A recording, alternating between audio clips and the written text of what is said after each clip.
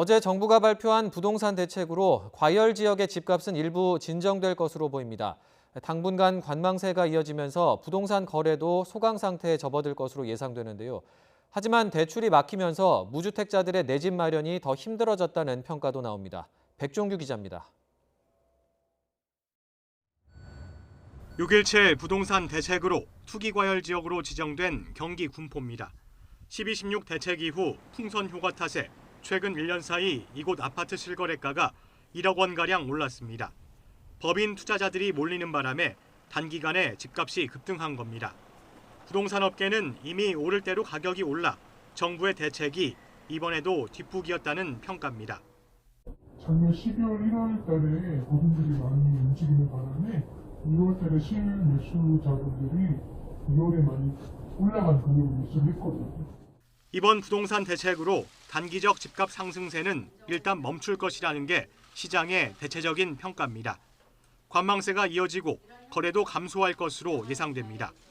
하지만 벌써 규제를 비껴간 경기 김포나 파주, 천안 쪽으로 풍선 효과 조짐이 나타나고 있습니다. 김포나 천안 일대의 아파트의 트래픽들이 증가하고 있고요. 규제를 피해서 일부 부동자금이 이동하는 현상이 없다 할 수는 없을 것 같습니다. 무주택자의 허탈감과 혼란은 커지고 있습니다. 규제 지역이 수도권 전역으로 확대되면서 대출 한도가 줄었고 갭 투자를 막기 위해 대출 규제도 강화해 빚 없이 집을 살 수 없는 서민들은 더 불리해졌기 때문입니다. 또 나중에 입주하려고 미리 집을 잡아두고 전세를 끌어안고 사는 것도 갭 투자로 간주해 서민이나 젊은 층이 수도권에서 미래의 주택을 마련하기는 그만큼 어려워졌다는 평가도 나옵니다.